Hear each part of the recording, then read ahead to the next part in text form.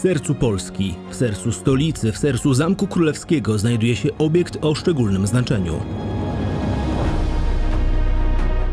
Tron, epicentrum władzy monarszej, symbol niepodległości państwa. Blask złota i srebra, głęboka nasycona czerwień, tradycyjne królewskie atrybuty.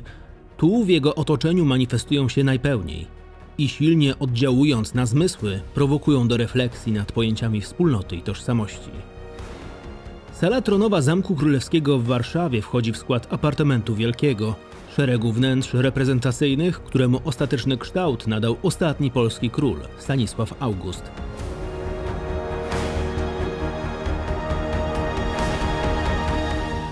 Całość utrzymana jest we właściwym jego epoce stylu klasycystycznym, wyróżniającym się umiarem i elegancją przy zachowaniu niezbędnego dla podkreślenia królewskiego splendoru bogactwa zdobień.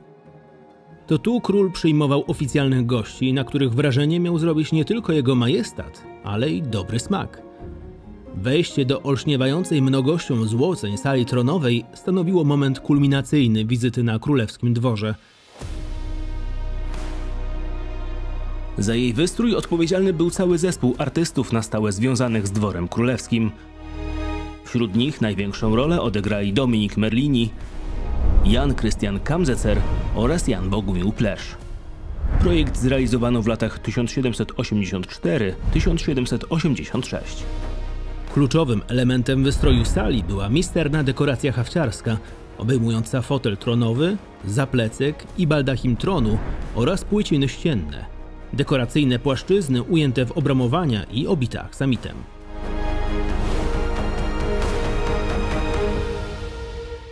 Królewskie zamówienie na wykonanie dekoracji skierowane zostało do Lyonu, do manufaktury Camille Pernon et Compagnie, należącej do ścisłej czołówki wśród wykonawców luksusowych tkanin i pasmanterii w ówczesnej Europie.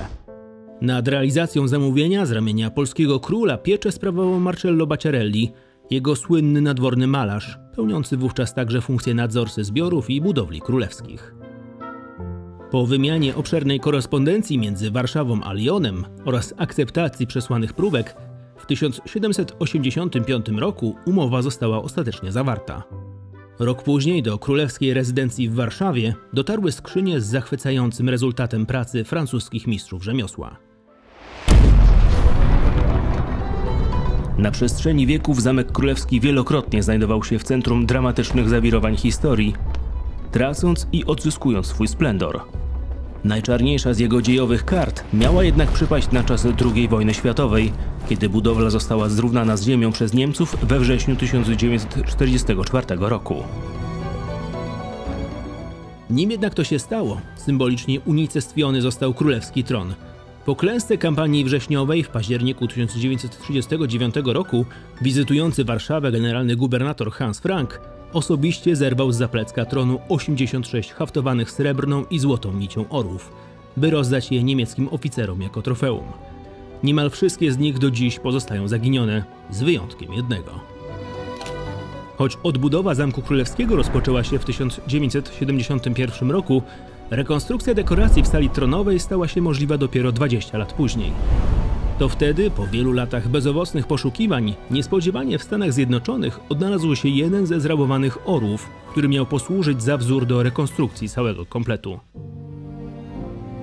86 wyszywanych srebrną i złotą nicią orłów w koronach stanowi przykład rekonstrukcji obiektów historycznego rzemiosła artystycznego najwyższej próby, wiernej oryginałowi zarówno pod względem techniki wykonania, jak i zastosowanych materiałów.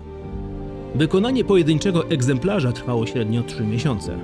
Przez niemal 3 dekady 59 odtworzonych orłów można było podziwiać w sali tronowej. Dekoracja nie była jednak kompletna. Brakowało przede wszystkim bordiur, czyli haftowanych obramowań tkanin zdobiących zaplecek tronu i wewnętrzną część jego baldachimu, zwaną podniebiem, a także płyciny ścienne. Odtworzenie bordiur poprzedzone zostało drobiazgową analizą dostępnego materiału źródłowego, w tym korespondencji Bacciarellego z Lyonem, treści zamówienia królewskiego oraz rachunku za wykonaną pracę. Wykorzystano także znajdujący się w gabinecie rycin Biblioteki Uniwersytetu Warszawskiego projekt fotela tronowego i haftowanej dekoracji tkanin autorstwa Jana Christiana Kamzecera. Część materiałów do wykonania haftów została zakupiona w Lyonie, inne wykonano w Polsce na specjalne zamówienie Zamku Królewskiego. Podstawę bordiur stanowi gładki złoty galon, czyli tkana dekoracyjna taśma, na której haftowana jest wić laurowa. Gałązki wici wyszywane są bajorkiem, a więc cienkim, spiralnie zwiniętym złotym drucikiem mocowanym nicią. Listki zaś utworzone są ze złotych cekinów. Środkową partię bordiury wypełnia kratownica z rozetkami po środku, wykonana z wąskiego galonika ułożonego w regularny szereg rąbów. Haft ten wykonany jest na podkładzie, co nadaje kratownicy odpowiednią wysokość. Wypukłość podkreślają dodatkowo położone wzdłuż linii galonika brązowe cienie z jedwabnej nici. Brzegi galonów wykończone są łańcuszkami ze złotych perełek połączonych ogniwkami z bajorka. Bordiury zaplecka i podniebie baldachimu są znacznie szersze od tych zdobiących płyciny ścienne. Składają się z dwóch ułożonych równolegle haftowanych pasów, identycznych jak te tworzące bordiury na płycinach oraz pasa środkowego. W 4 narożnikach podniebia i u dołu zaplecka krzyżujące się prostopadłe bordiury tworzą kwadraty, w których centrum znajdują się duże złote rozety.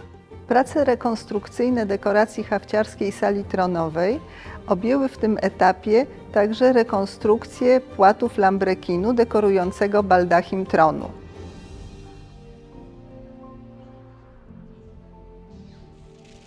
Każdy z zębów lambrekinu obszyty jest galonem złotym haftowanym w wić laurową w ten sposób, że gałązka wici laurowej wyhaftowana jest bajorkami, natomiast listki z ułożonych cekinów są przytrzymane także bajorkiem. U dołu każdego z zębów lambrekinu umieszczona jest złota rozeta, z tym, że w małych zębach rozety są wykonane w technice jubilerskiej, natomiast rozety dużych zębów są rozetami złożonymi, łączącymi dwie techniki. Zewnętrzne płatki wykonane są w technice jubilerskiej, spodnie są haftowane. U dołu każdego z zębów lambrekinu zamocowany jest dekoracyjny chwost. Do wykonania kompletu dekoracji wykorzystano 238 metrów haftowanego galonu, 85 metrów kratownicy z rąbów z rozetami oraz 465 metrów haftu łańcuszka z perełek i bajorka na krawędziach galonów. Po 29 latach eksponowania na zaplecku tronu haftowane orły zostały zdjęte i poddane niezbędnym zabiegom konserwatorskim.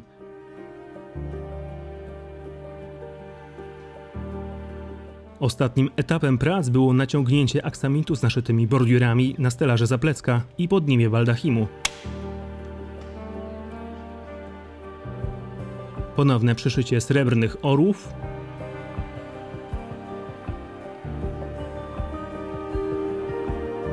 aplikacja lambrekinów wraz z chwostami oraz ostateczny montaż całości. Za realizację projektu odpowiedzialny był zespół pracowni konserwacji tkanin Zamku Królewskiego pod kierownictwem Anny Pituch-Sawickiej.